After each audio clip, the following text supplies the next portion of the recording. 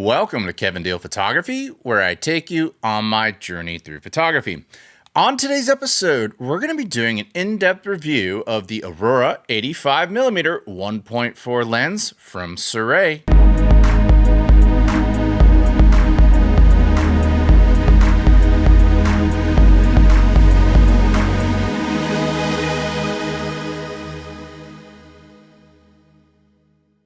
I'm pleased to announce the release of my Capture One and Lightroom presets, Metamorphic Portraits, The Sound of Silver, and Rangefinder. These are all available for purchase at my website. Go to kevindealphotography.com or check out a link in the description below. And now, on to today's episode. Welcome to today's episode. If you're not familiar with Kevin Deal Photography, we do gear reviews, tips, techniques, and tutorials, and sometimes we dive into film. If any of that sounds appealing to you, click the subscribe button below. Thank you all for following this channel, and I wanted to take a moment to spotlight an organization close to my heart, BIG. It's an organization that helps intellectually disabled adults adapt to jobs in the real world. If you could donate to that, I would much appreciate it. And then if you like my reviews and you want to see me have access to more gear, I do have a super thanks donation link. Your donations mean a lot, and they help grow this channel. So if you follow this channel, you know that I do a lot of third-party lens reviews for the Fuji X mount system. And also on the Canon system, I've done reviews before from Sirui, which I just learned it's pronounced Sirui, I guess. I always called it Siri. So my apologies. I'm sure my phone will start barking at me now that I've said that word. But Sirui, I guess, is the way you pronounce it. My apologies. I've done reviews for these guys in the past, and I guess I couldn't even pronounce their name correctly. I was today years old when I figured out how to pronounce it. But they approached me about this autofocus lens because in the past I've done anamorphic manual focus lens reviews for them, the 50mm 1.8, which was a really cool lens. But this is my first autofocus offering from them that I've tried out, and I'm trying it out for the Fuji X mount system. I have it mounted on my XH2, and there's some things that immediately stand out to me on it. So you've got a clickable aperture ring that when you flip this switch becomes declicked. And so you can use it, in my opinion, it already looks like off the bat, this would be really cool for video to do really smooth aperture changes. And then when you go shoot photography and you want something that's more tactile, where you can listen to those at what appears to be, third stop increments, that's pretty cool. And then obviously it's an autofocus lens, and it also has a button on here that apparently can be programmed, so we'll check that out. Something that I did notice doing my research on this lens is that it is made for full frame for other mounts, and that is something that is immediately standing out to me, is that it is somewhat heavy right off the bat. Of course, it's a 1.4 maximum aperture, but on the Fuji X mount, there's a lot of much smaller lenses than this that also have a 1.4 aperture that I've tested. So, and then the other thing to note is that 85mm is pretty long with a 1.5 crop factor. So we're looking at about 128mm, and we'll see how that affects our photography and what kind of shots we can take with it. But cool looking lens, really good rugged construction. But let's first talk about the specs. The Sirui Aurora 85mm f1.4 lens is an autofocus lens for the Fuji X mount system. Its maximum aperture is f1.4 and its minimum aperture is f16. It has an angle of view of 28.6 and a magnification of 0.12. Its minimum focusing distance is 2.79 feet or 85 centimeters. Its optical design is 14 elements in 9 groups, and it has 15 rounded aperture blades. It has a front filter thread size of 67mm. Its dimensions are 3.2 by 4 inches or 80 by 101 millimeters. Its weight is 1.2 pounds or 550 grams, and it has a street price of $599 US. All right, so those specs sound pretty cool on paper. I'm excited to check this guy out. It's got a really sleek design. I love that that kind of Zeiss looking blue logo on there. It has a 67mm front filter thread size, and they actually gave me a couple filters to try out, so we'll try those out throughout this episode, a mist and a UV filter. And so yeah, none of the stuff on paper matters if it doesn't take good pictures. Let's test this guy out in the field right now.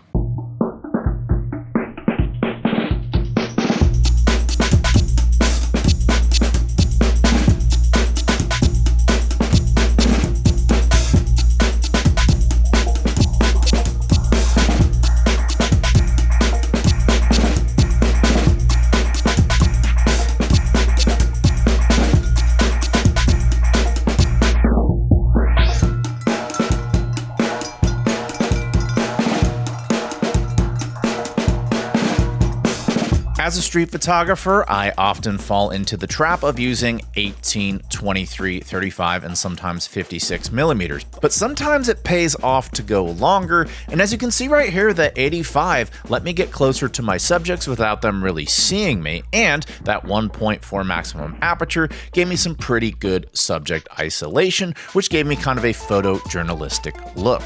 So if you do find yourself needing a change-up lens that has some pretty good optical quality for street and general walk-around photography, I'd say that this 85mm Aurora 1.4 does a pretty good job.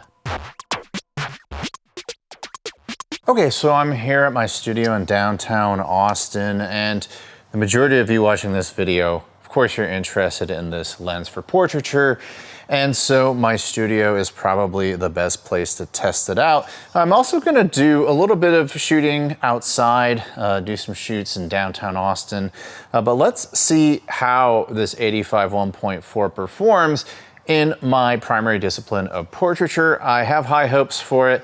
With its price tag, it, in my opinion, has to deliver. Otherwise, it's a big letdown, right? Because you got the Viltrox 75 1.2, you got some Fuji lenses that are in the ballpark of this, so this guy definitely has to deliver on quality, and we're gonna find out if he'll deliver on that right now.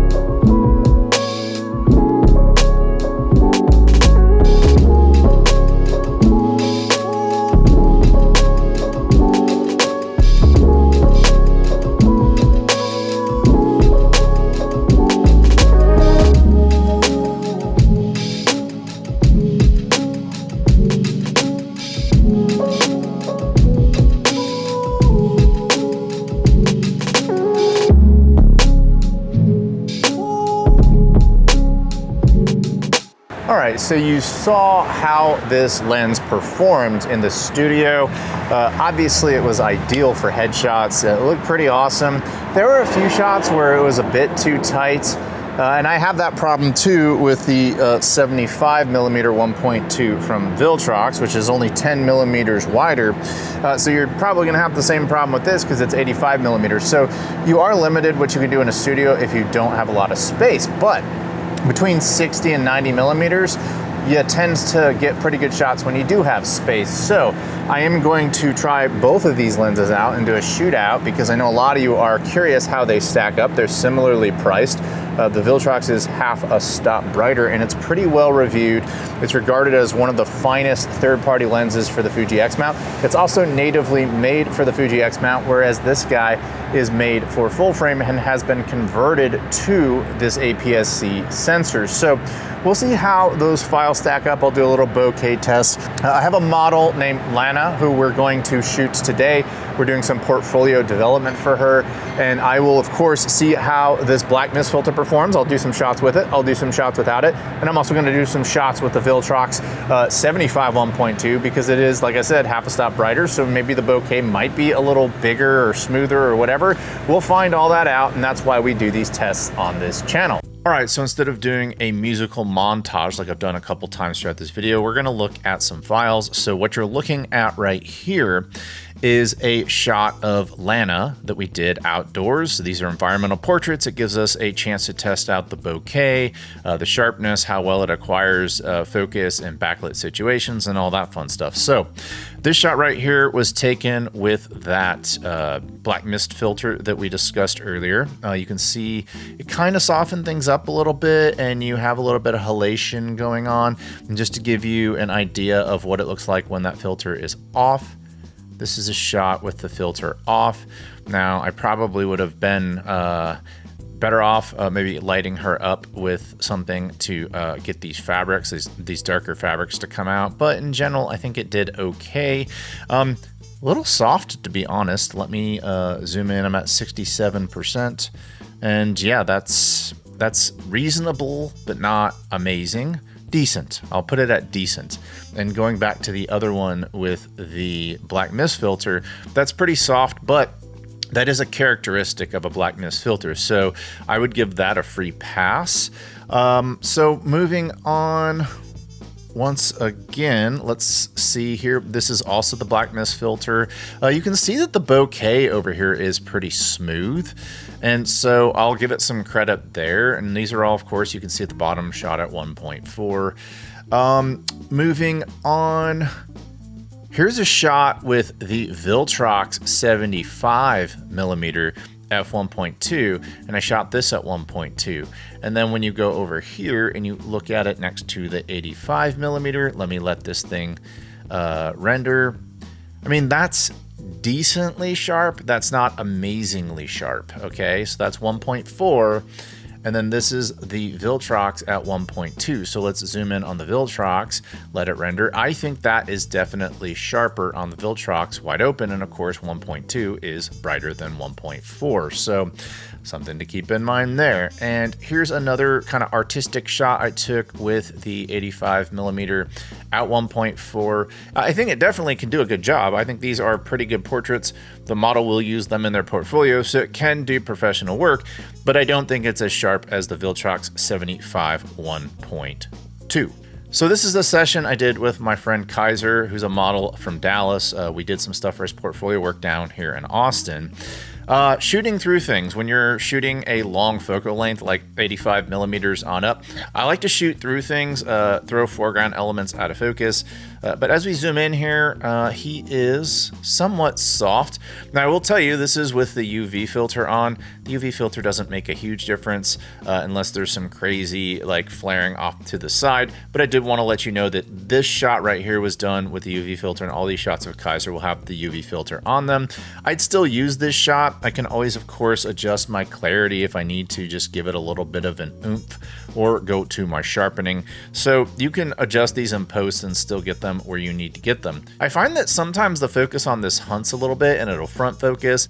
It feels like it gets nervous at the last second and moves away from what you intended to focus on. Now, I do know that Fuji has a problem with autofocus, but I can tell you from my experience, this isn't Fuji's fault. This is the lens's fault. The lens is doing this, not the camera. So now let's do another comparison between the 85mm 1.4 and then that Viltrox. So let's move up, let's pan this up, and clearly as these things render, you can see above that this top file is definitely sharper than this bottom file. And that's at 1/800th of a second, by the way, on that bottom file. So that's definitely not a shutter speed issue.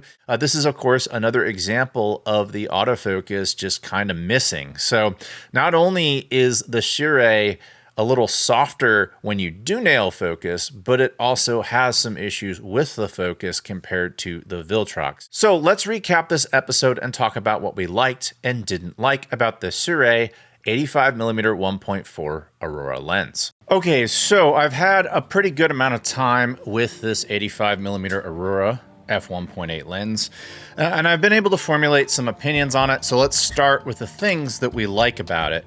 First and foremost, I do think this lens has really robust construction, and it's not too heavy.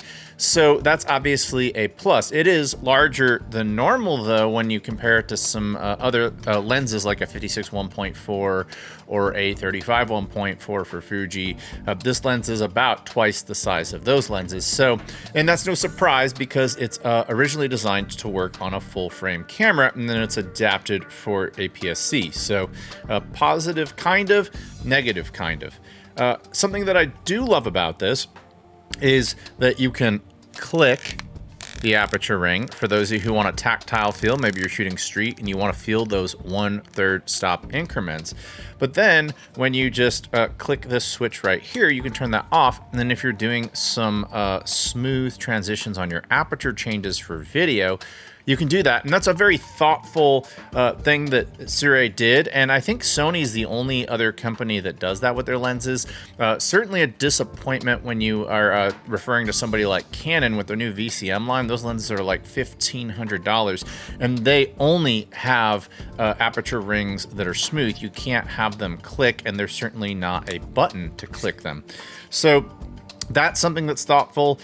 There's an AFL button right here, which locks your focus. At the beginning of the episode, I said I thought you could program it. You can't program it on Fuji. Maybe you can if you're watching this and you're on a Nikon or Sony, because they do make this lens for those mounts.